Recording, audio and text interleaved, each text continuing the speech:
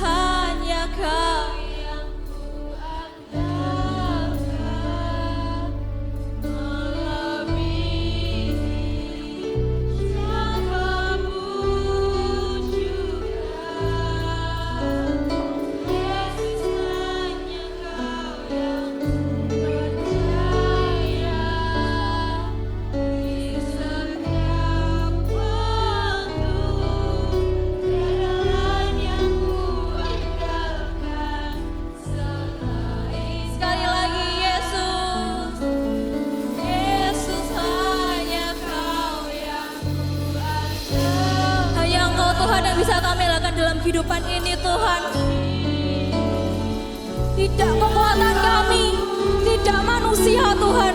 Hanya Engkau Yesus yang bisa kami adalah dalam kehidupan kami. Terima kasih Tuhan.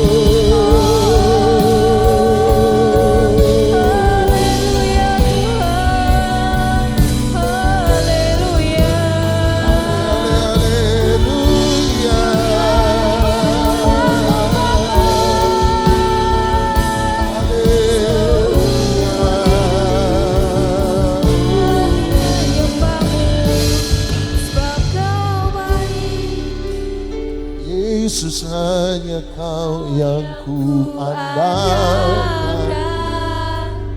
melebihi siapapun juga.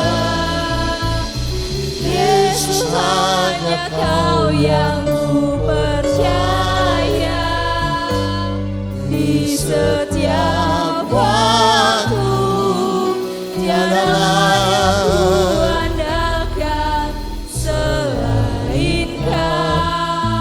tiada lain yang ku andalkan selain. Sekali lagi katakan, tiada lain yang ku andalkan selain Kau, Yesus.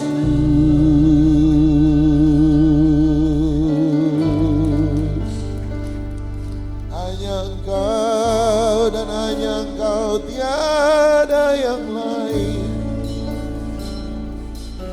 Kami sembah, kami puja, kami tinggikan, kami agungkan, kami muliakan di atas segala-galanya. Hanya Engkau dan hanya Engkau.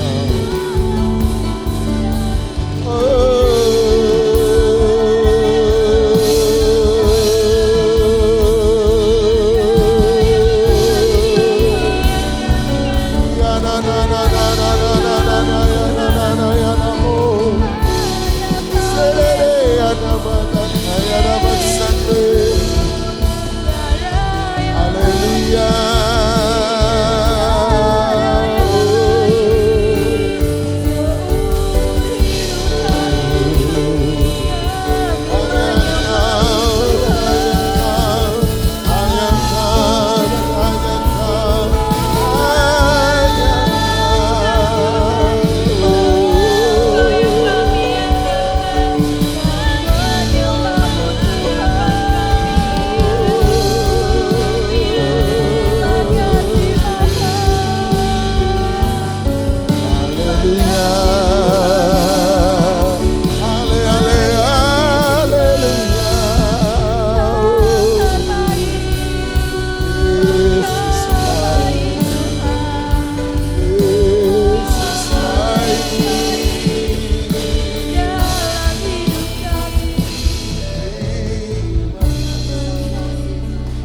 Bapa, kami percaya bahwa Engkau lewat Roh-Mu yang kudus ada di tengah-tengah kami. Roh Kudus, Engkaulah wujud Kristus sempurna bagi kami.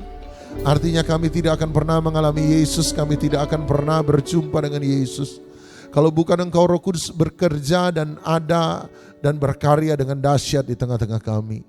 Sekali lagi jamah umat-Mu, kami perlu Engkau lebih daripada segala sesuatu. Kami perlu Engkau, jamah kami. Yang lemah dikuatkan, yang sakit disembuhkan, yang terikat dilepaskan, yang sementara berputus asa menemukan pengharapan di dalam Engkau, yang ada di tengah-tengah pergumulan, pulang dengan jaminan kemenangan dan iman yang dikuatkan dari hari lepas hari, yang sementara berduka, pulang dengan sukacita di dalam Engkau. Bekerjalah, inilah waktumu, inilah tempatmu, inilah pribadimu, inilah hati dan kehidupan kami.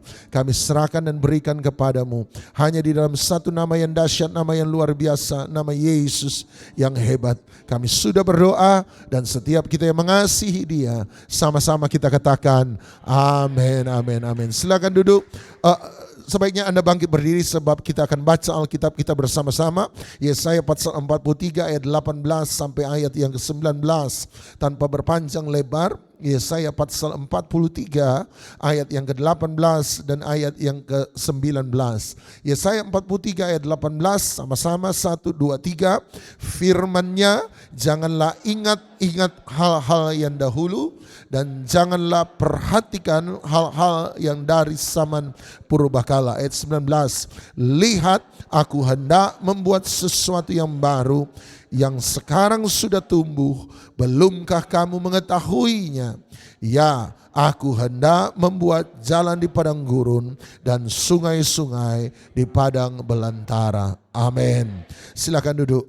Bapak Ibu Saudara sekalian, Yesaya diberitahu oleh Tuhan. Jadi Tuhan sendiri yang berkata bahwa janganlah ingat-ingat hal-hal yang dahulu dan janganlah perhatikan hal-hal yang ada pada zaman purbakala. Ayat 19 saya mau Anda lihat, perhatikan baik-baik, sebab di sana ada sebuah kontradiksi, ada sebuah perlawanan, pertentangan. Ayat 19 dia berkata, lihat. Apa yang harus aku lihat? Dia berkata, lihat aku hendak membuat sesuatu yang baru. Dia berkata, lihat, apa yang harus dilihat? Aku Tuhan hendak. Nah, kata hendak berarti Tuhan belum buat apa-apa.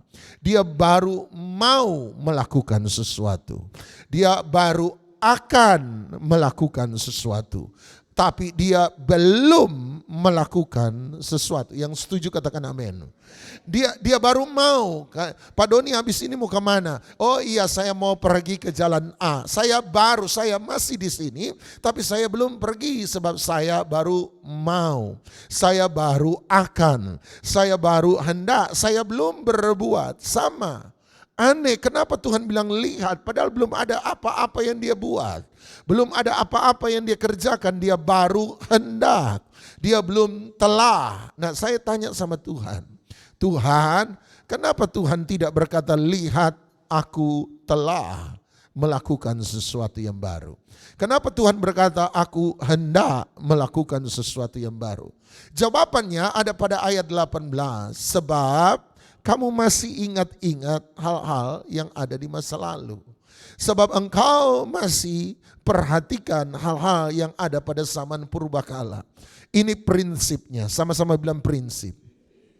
Prinsipnya adalah selama kita tidak pernah belajar menutup pintu masa lalu, maka kita tidak akan pernah melihat Tuhan membuka pintu masa depan kita.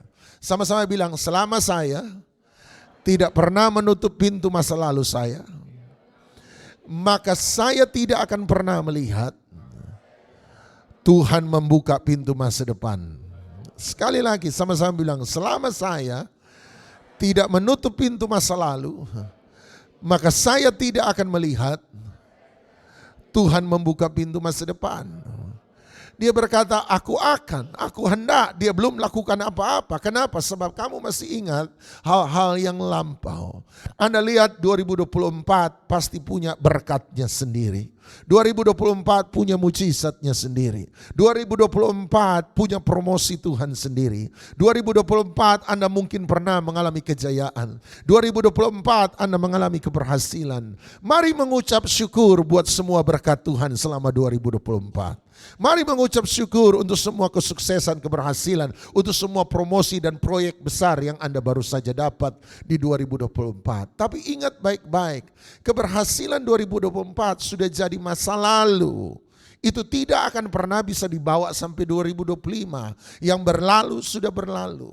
Kalau Anda membiarkan di diri Anda dinindak bobokkan oleh keberhasilan 2024. Kalau Anda membiarkan diri Anda terlena dan terbuai oleh kesuksesan 2024. Maka Anda hidup hari ini di 2025 dengan penyediaan hanya dari 2024. Anda tidak akan pernah melihat berkat Tuhan yang lebih dahsyat 2025. Ada orang bilang begini, good is the enemy of the best. Yang baik-baik itu puji Tuhan, baik. Tetapi seringkali yang baik menghalangi kita, menghambat kita. Ketika kita merasa puas diri dengan kejayaan, kesuksesan masa lalu, dia menghambat kita untuk melihat sesuatu yang lebih baik yang Tuhan sediakan di masa depan. 2024 mungkin punya kesulitannya sendiri. 2024 mungkin punya kekecewaannya sendiri. 2024 mungkin ada kehilangannya sendiri. Baru beberapa minggu lalu saya harus menghadiri beberapa pemakaman yang ada di Adijasa. Ada orang-orang kehilangan orang-orang yang mereka cintai. Tetapi yang lalu sudah berlalu. Jangan biarkan kekecewaan masa lalu menghantui Anda dan mengikuti Anda sampai di masa depan. Dia berkata, jangan ingat hal-hal yang dahulu. Mari lihat Filipi pasal 3, Filipi pasal 3. Filipi pasal 3 ayat yang ke-13. Filipi pasal 3 ayat 13. Paulus dengan nada serupa mengatakan hal yang sama. Filipi pasal 3 ayat 13, Paulus berkata, saudara-saudara, aku sendiri tidak menganggap bahwa aku telah menangkapnya. Apapun yang terjadi di masa lalu, Paulus tidak pernah mencoba mengambilnya, membawanya, menangkapnya dan berkata ini milikku yang tak terpisahkan. Tidak. Tetapi ini yang kulakukan, sama-sama dia berkata, aku melupakan apa yang telah di belakangku dan mengarahkan diri kepada apa yang sama, bukan dengan Yesaya 43 ayat 18. Ketika dia berkata, jangan ingat-ingat, Paulus berkata, aku telah melupakan. Sama-sama bilang lupa. Saya ingat dulu saya pernah ajar tentang lupa sama Anda. Lupa tidak banyak berhubungan sebenarnya dengan kemampuan otak dalam mengingat sesuatu. Orang lupa sebenarnya tidak banyak berhubungan dengan kemampuan otak dalam mengingat sesuatu. Seseorang lupa seringkali lebih banyak berhubungan dengan kemampuan orang itu menetapkan sebuah prioritas. Sama-sama bilang prioritas. Pelan-pelan, saya pelan-pelan. Saya tahu pagi-pagi masih hari Minggu, otak masih slow semua. Oke. Orang lupa sebenarnya tidak banyak berhubungan dengan kemampuan otak dalam mengingat sesuatu. Saya tahu di dunia ini ada penyakit namanya demensia. Dalam dunia ini ada penyakit yang namanya Alzheimer. Ada orang yang lupa karena saraf otak terganggu, kemampuan otak dalam mengingat sesuatu. Tetapi kebanyakan kita lupa sebenarnya bukan karena masalah otak. Sebenarnya kita banyak lupa karena masalah prioritas. Saya beri contoh. Makanya Bapak Ibu, jangan pernah coba-coba bikin janji sama orang ketika orang itu lagi sibuk. Kenapa Pak? Sebab kalau orang itu lagi sibuk Anda buat janji, kemungkinan besar dia akan lupa. Kenapa? Sebab prioritasnya hari itu, fokusnya hari itu bukan catat janjian dengan Anda, tapi fokusnya prioritas hari itu adalah menyelesaikan pekerjaannya. Itu masalah prioritas. Satu kali saya sementara nyetir, bukan satu kali sih, berkali-kali. Saya nyetir, tiba-tiba pas lampu merah ada orang telepon. Saya angkat atau orang WA, saya periksa WA, saya jawab. Pak Doni, boleh enggak melayani di tempat saya hari sekian, tanggal sekian, jam sekian. Saya cepat-cepat periksa kalender, saya lihat kosong, saya jawab, ya bisa, enggak apa-apa. Tapi tolong kasih ingat saya sebab saya lagi di jalan. Orang itu jawab, iya Pak, tapi jangan lupa dicatat ya. Saya bilang, iyo. Tapi percayalah, waktu lampu jadi hijau, saya enggak bakal catat. Sebab saya harus nyetir. Dan waktu selama saya nyetir, saya tidak catat. Kenapa? Sebab fokus saya, prioritas saya adalah sampai ke tempat pelayanan. Kalau sudah sampai di tempat pelayanan, Pak Doni catat, percayalah tidak bakal dicatat. Kenapa? Sebab sudah sampai di tempat pelayanan, fokus saya, prioritas saya menyiapkan diri untuk melayani. Selesai pelayanan dicatat Pak? Enggak. Kenapa tidak dicatat? Sebab sudah lupa. Sebab bukan prioritas. Sama-sama bilang bukan prioritas. Satu kali saya jalan mau sampai rumah, istri telepon, Pak di mana?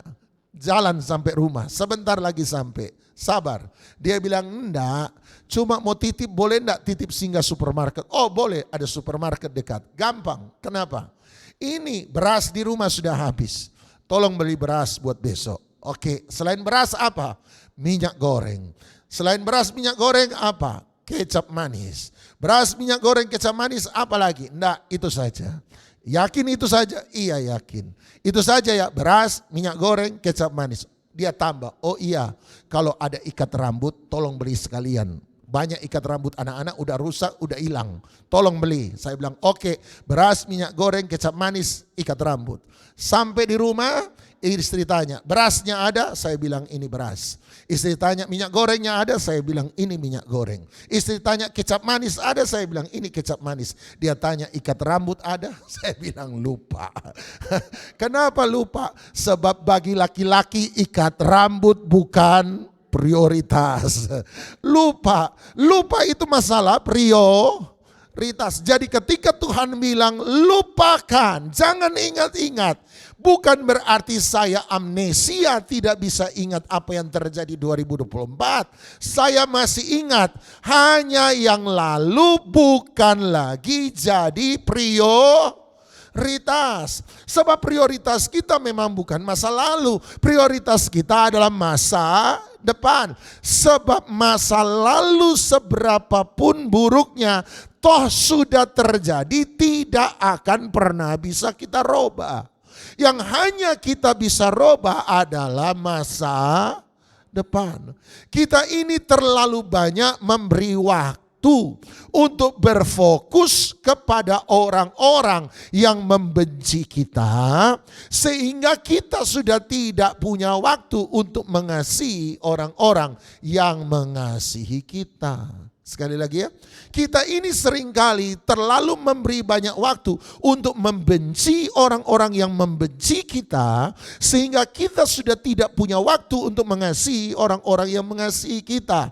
Kita ini seringkali salah prioritas sebab kita berfokus pada hal-hal yang mengecewakan kita, sehingga kita tidak lagi punya waktu untuk berfokus untuk bangkit dari kekecewaan kita. Seringkali kita terlalu berfokus, memberi terlalu banyak waktu, membanding-bandingkan diri kita dengan hidup orang lain, sehingga kita sudah tidak punya waktu berfokus untuk mengupgrade diri kita menjadi pribadi yang lebih baik. Semua itu persoalan salah prioritas. Kalau Anda tahu prioritas yang tepat, hidup akan jadi nikmat kok.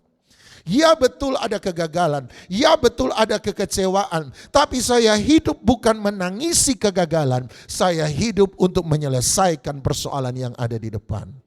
Ada orang muda bilang sama saya, ya Pak, yang lain sudah bawa pasangan, cuma dia yang terus bawa kenangan.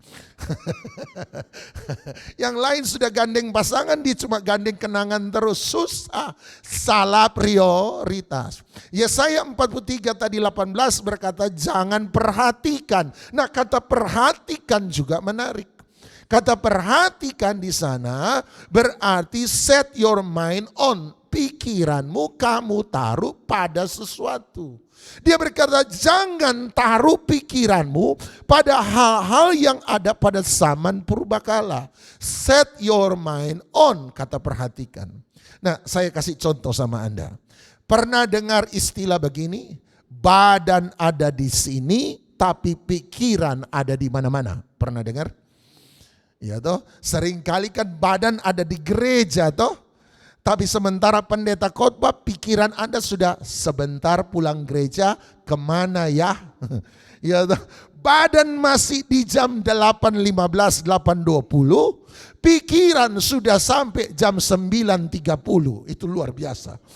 Pikiran Anda boleh bawa Anda maju ke masa depan. Pikiran bisa buat kita time travel, maju ke depan. Kalau pikiran bisa buat kita ke depan, berarti pikiran bisa menarik kita ke belakang. Artinya hidup ini diukur bukan berdasarkan di mana badan kita berada, tapi hidup ini diukur berdasarkan di mana pikiran kita berada.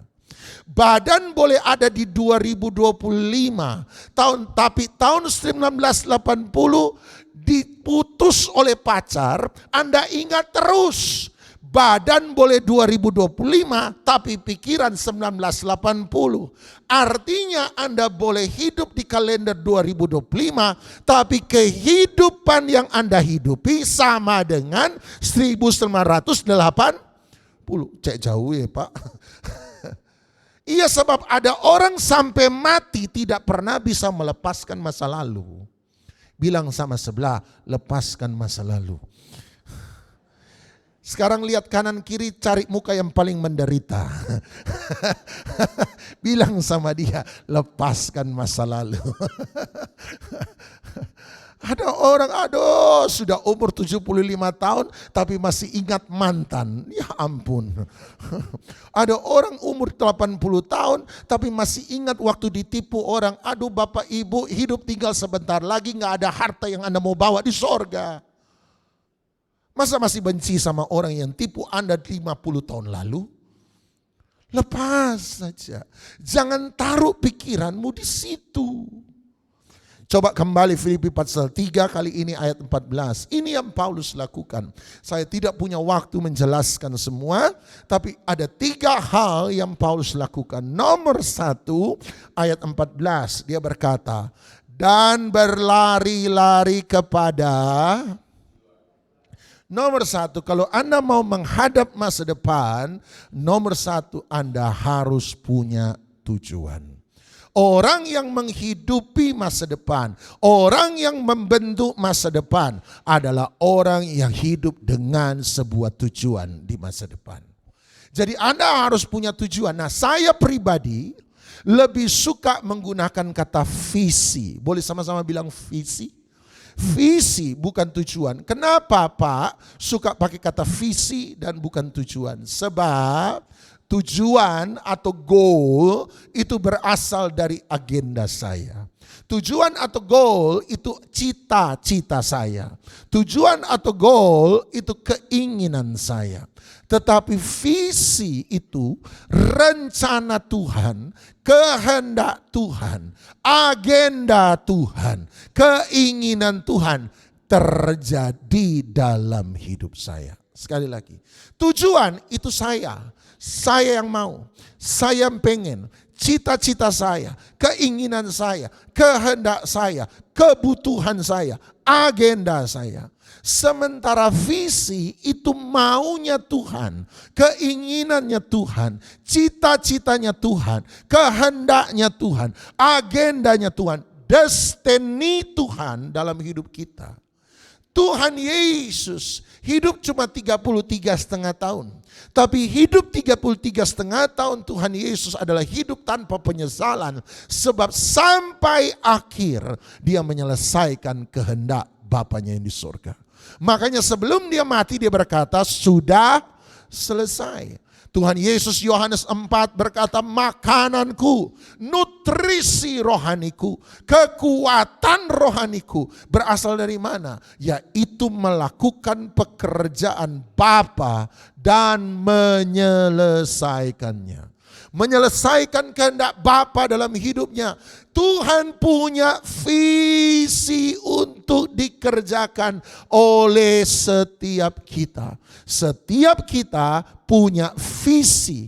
Ada sesuatu yang Tuhan mau kita kerjakan. Ada sesuatu yang Tuhan mau kita perbuat. Ada sesuatu yang Tuhan mau kita lakukan. Sudahkah Anda melakukannya? Jangankan bicara soal melakukan. Tahukah Anda apa visi Tuhan dalam hidupmu? Tahukah kenapa Tuhan membiarkan Anda lahir pada tahun ini? Kenapa Tuhan biarkan Anda lahir pada keluarga seperti ini? Kenapa Anda mengalami masa lalu peristiwa keadaan seperti itu? Kenapa jalan kehidupan Anda begini? Apa mau Tuhan untuk saya? Apa kehendak Tuhan untuk saya? Itu visi. Sudahkah Anda tahu? Atau hidup hanya sekedar hidup. Dari satu masalah yang satu ke masalah yang lain. Dari satu berkat satu pada berkat yang lain. Anda hidup hanya sekedar hidup. Atau Anda hidup karena sebuah tujuan. Orang Israel misalnya. Orang Israel Tuhan panggil keluar dari Mesir. Dia bawa ke tanah Kanaan. Tetapi waktu mereka keluar dari Mesir di padang gurun, mereka tidak menangkap visi Tuhan. Mereka tidak tangkap hatinya Tuhan. Mereka tidak tangkap kehendaknya Tuhan. Destiny Tuhan dalam hidup mereka. Hasilnya adalah Tuhan tarik mereka ke depan, ke Kanaan negeri perjanjian. Tapi pikiran mereka selalu tarik mereka ke belakang, ke Mesir. Hasilnya adalah mereka berputar-putar di padang gurun sampai mati tanpa pernah berhasil menyelesaikan visi Tuhan dalam hidup mereka. Saya takut ada banyak orang Kristen sampai mati tidak pernah tahu apa visi Tuhan dalam hidup mereka.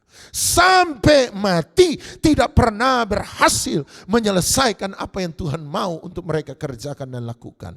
Tahukah Anda visi Tuhan dalam hidup Anda apa? Bahasa Alkitab adalah bahasa visi.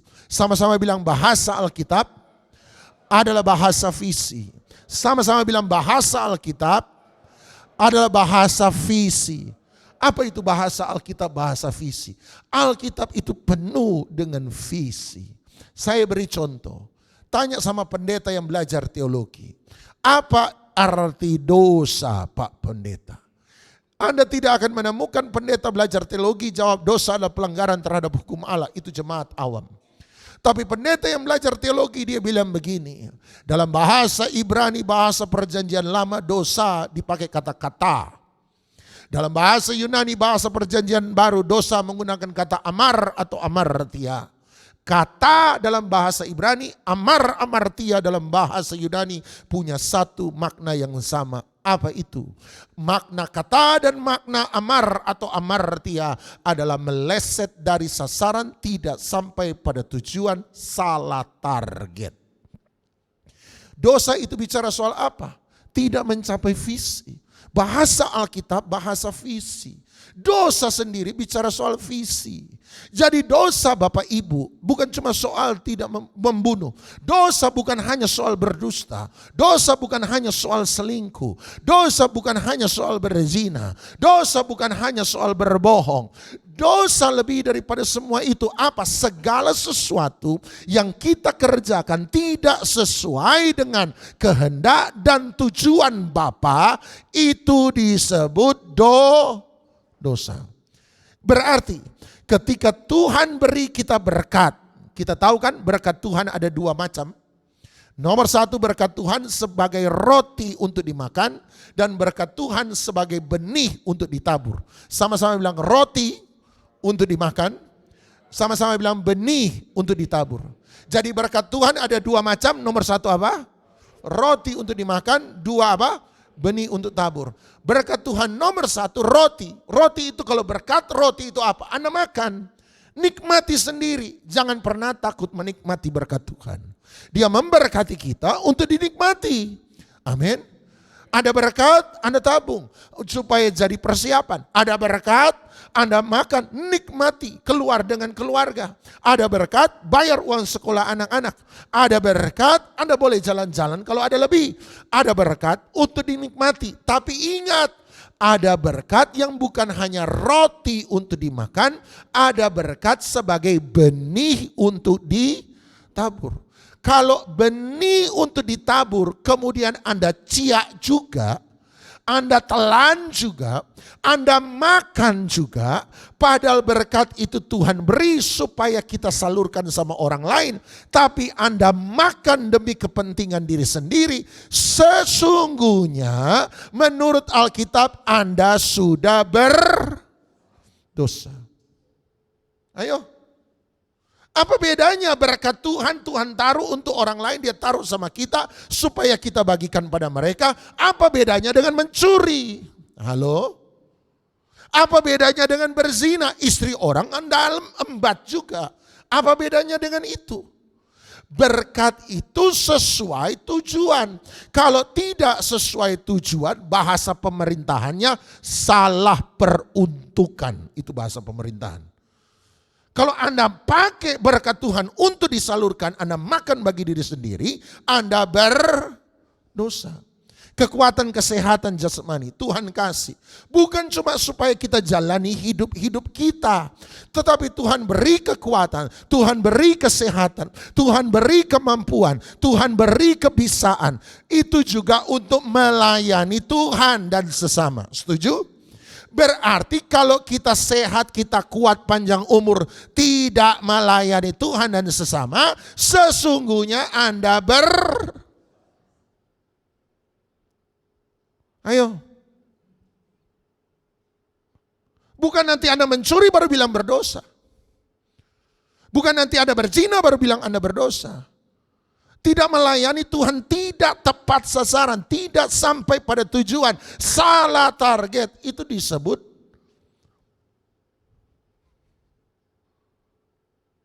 gereja, eklesia bahasa Yunani. Artinya apa? Dipanggil keluar. Untuk apa? Tujuan. Kudus, hagios bahasa Yunani. Artinya apa? Dipisahkan, disampingkan, dikhususkan. Kudus berarti khusus. Dikhususkan untuk apa? Sebuah tugas. Kudus gereja itu bicara visi.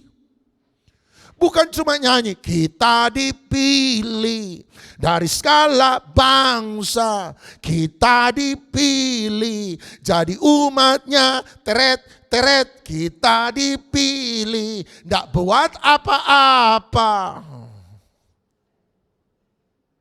Kita dipilih ada tujuannya Bapak Ibu. Makanya di tempat saya ada istilah kumpul, berkumpul dan kumpul-kumpul itu beda. Sama-sama bilang berkumpul dan kumpul-kumpul itu beda. Bedanya mana Pak? Kumpul-kumpul itu buat senang-senang, happy-happy, makan-makan. Iya kan dosa pendeta kan tinggal satu, makan kan. Makanya pendeta susah disuruh kurus. Kenapa? Sebab dosa pendeta memang tinggal satu. Berzina gak boleh, selingkuh gak boleh, rokok juga gak boleh, ya tinggal satu, makan. Makanya orang itu kalau sudah kumpul-kumpul ya makan-makan. Makan-makan untuk apa? Senang-senang Pak, happy-happy. Tujuan kumpul-kumpul itu untuk senang-senang. Tujuan berkumpul itu untuk melaksanakan sebuah tugas. Gereja ini tempat kumpul-kumpul atau tempat berkumpul? Dilihatnya dari mana Pak? Hasilnya. Orang yang berkumpul adalah orang dimampukan, diperlengkapi untuk menyelesaikan tugas pelayanan. Efesus pasal 4. Jemaat kalau berkumpul puluhan tahun di gereja, tetapi kumpul puluhan tahun di gereja tidak membuat kita melayani Tuhan dengan lebih dahsyat, tidak membuat iman kita bertumbuh dengan lebih baik, tidak membuat rohani kita jadi dewasa, maka Anda bukan berkumpul, Anda kumpul-kumpul. Makanya saya bilang yang lalu kan, kalau 10 tahun ikut Tuhan, disuruh doa makan depan umum, masih pakai bahasa isyarat. Jangan saya dia saja, dosa. Sama-sama bilang dosa. Ayo. Yang masih belum bisa doa makan. Tapi orang yang tidak bisa doa makan depan umum berarti tidak pernah berdoa waktu makan sendiri. Lupa. Jangan begitu. Doa makan depan umum sama doa makan pribadi bedanya apa? Beda, Pak. Bedanya di mana? Doa makan depan umum kan harus mendoakan anak yatim piatu. Siapa pula yang suruh Anda doakan anak yatim piatu di Afrika sana? Kalau Anda mau tolong anak yatim piatu, enggak usah didoakan. Datang ke panti asuhan, tolong mereka di sana. Pak, tapi kan beda Pak. Pendeta kalau doa makan pakai kata-kata indah. Tuhan Yesus baru saja melawan orang yang berdoa karena bertele-tele. Doa makan, haleluya. Itu doa makan apa doa penyembahan Bapak Ibu? Baru itu getar-getar haleluya, dia sudah 5 menit habis. Doa makan itu makin cepat makin bagus. Masa orang dari kenyang sampai lapar baru dia mau amin? Sudah doa makan tidak usah macam-macam. Bapa dalam surga terima kasih buat berkat makanan dan minuman. Biarlah ini mendatangkan kekuatan kesehatan bagi tubuh jasmani kami. Biarlah kami pakai untuk kemuliaan nama Tuhan. Berkati yang menyediakan makanan ini. Berkati yang membelikan makanan ini. Berkati mereka. Dan biarlah kami terima semua makanan minuman ini dengan ucapan syukur. Haleluya, amin. Itu doa makan. 10 tahun ikut Tuhan disuruh doa makan depan umum masih. Sama-sama bilang itu bilang sama sebelah, berdosa lo ya. Orang yang tidak bisa sharing, saya tidak bicara firman Tuhan. Sharing di kelompok kecil, berarti dia tidak pernah bersaksi pada temannya yang lain di luar sana.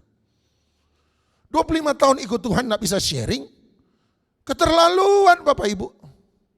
Saya tidak suruh khotbah. Khotbah itu kemampuan pribadi. Khotbah itu karunia, itu kemampuan pribadi yang dikembangkan. Tapi sharing di kelompok kecil Anda harus bisa. Sebab semua orang harus bisa menginjil. 25 tahun ikut Tuhan enggak pasti bisa mengampuni orang bersalah pada kita. Tahun berapa ini bos? 2025 sudah 1/4 abad loh kalau Anda baptis dari tahun 2000. 1/4 abad orang sakiti Anda masih belum bisa ngampuni. Terus 25 tahun 1/4 abad ikut Tuhan belajar apa? Tidak masih bisa sabar. 1/4 abad ikut Tuhan belajar apa? Tidak masih bisa mengendalikan diri. 1/4 abad ikut Tuhan belajar apa? Ayo. Gini tok.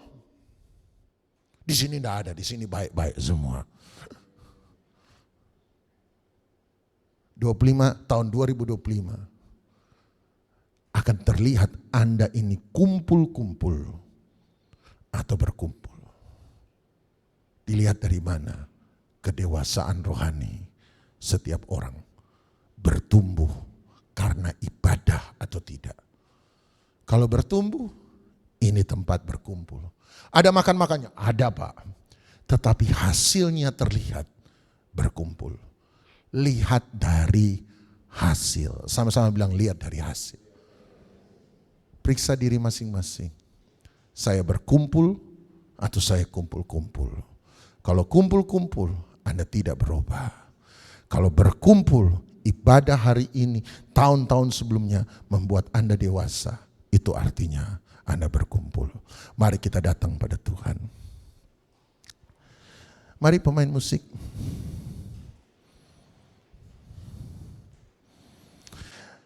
Berkali-kali kau menolong, berkali-kali kau kuatkan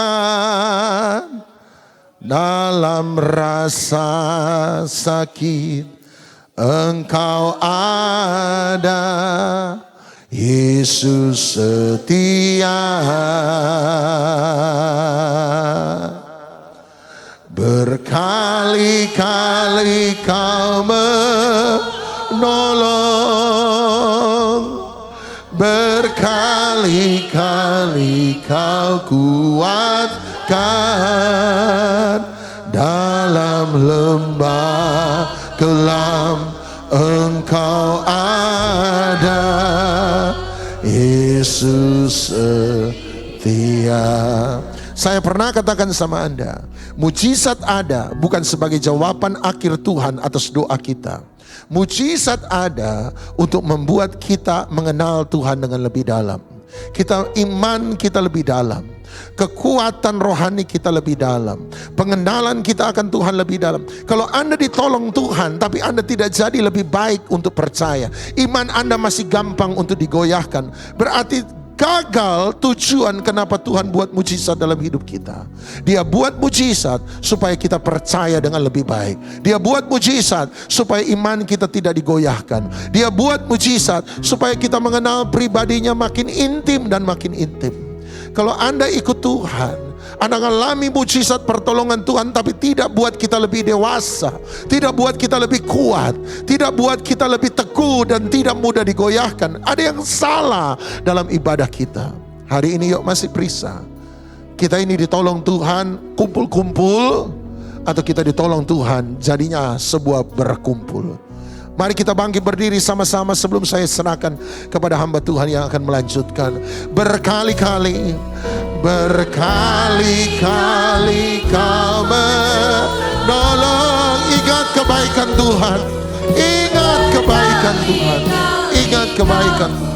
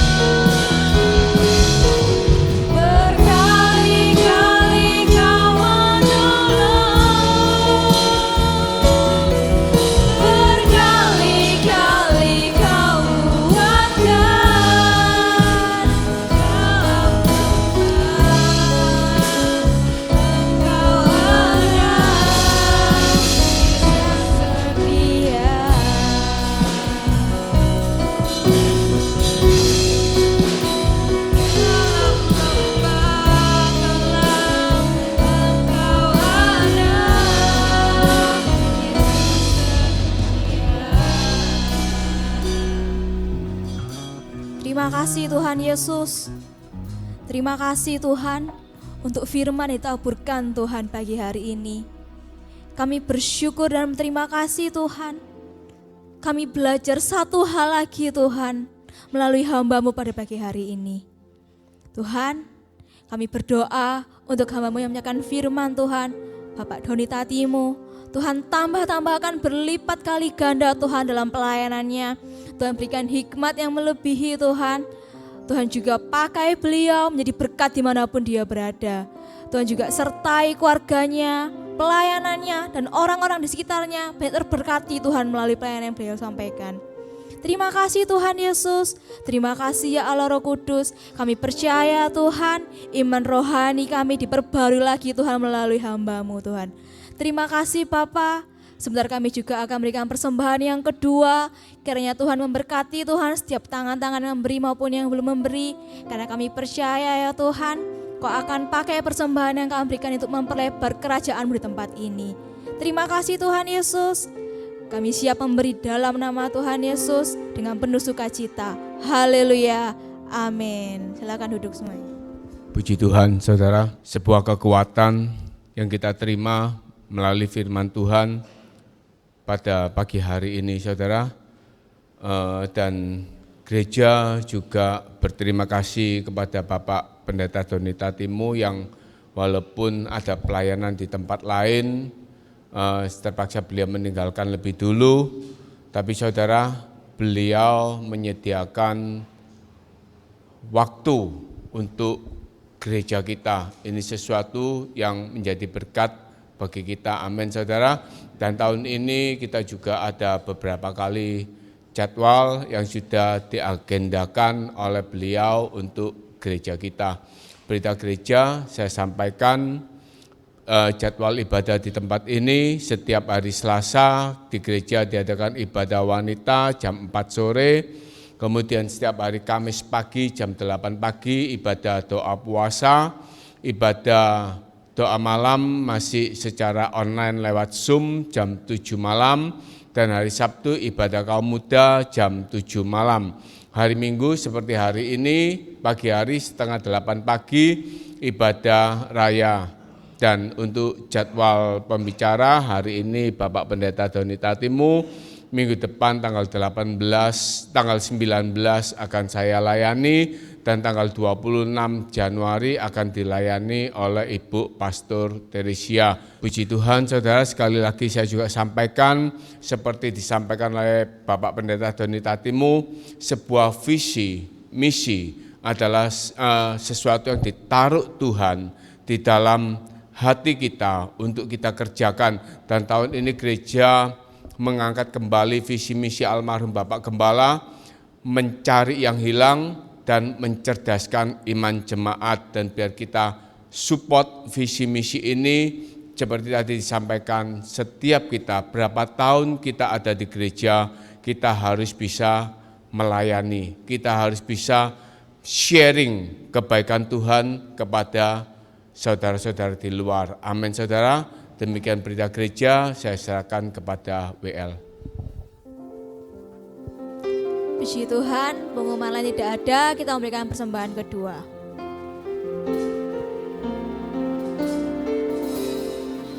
Ku ada sebagaimana ku ada, berdiri mengharap tatamu Bapa, semua karena yang tak selamatkanku. Ku hidup dalam segala kelimpahan, ku layak untuk melayani Tuhan. Semua karena anugerah-Mu tercurah bagiku. Kita bersatu berdiri, kita akhiri pada pagi hari ini. Anugerah-Mu berlimpah kasih-Mu, semakin hari semakin bertambah besar anugerah-Mu.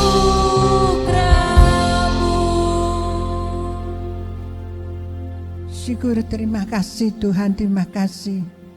Kami hidup di dalam anugerah Allah. Biarlah kasih karunia Allah limpah di dalam kehidupan seluruh jemaat-Mu yang hadir. Terima kasih Bapa, firman-Mu sudah disampaikan ya Tuhan, menjadi berkat buat kami semua. Supaya kami tahu Tuhan posisi kami sebagai umat-Mu, sebagai jemaat ya Tuhan. Kami mau bertumbuh terus di dalam Engkau Bapa. Berkati yang memain musik, berkati para WL singer ya Tuhan. Berkati hamba-Mu Bapak Pendeta Doni Tatimu. Terima kasih Tuhan. Berkati seluruh jemaat yang hadir. Jemaat yang dikasihi Tuhan, jika engkau sungguh-sungguh mendengarkan suara Tuhan Allah-Mu dan melakukannya dengan setia, maka segala berkat ini akan datang kepadamu dan menjadi bagianmu. Diberkatilah engkau pada waktu masuk rumah Tuhan. Diberkatilah engkau pada waktu keluar dari rumah Tuhan. Diberkatilah pekerjaanmu. Diberkatilah usahamu. Diberkatilah kesehatan seluruh keluargamu. Terima kasih Tuhan, terima kasih. Terima kasih ya Bapa. Mari jemaat yang dikasihi Tuhan, kita akan pulang dengan membawa damai sejahtera dari Allah Bapa, cinta kasih pemeliharaan Tuhan Yesus, persekutuan dalam kuasa Roh Kudus ada menyertai kita semuanya dari sekarang sampai selama-lamanya. Yang percaya katakan amin.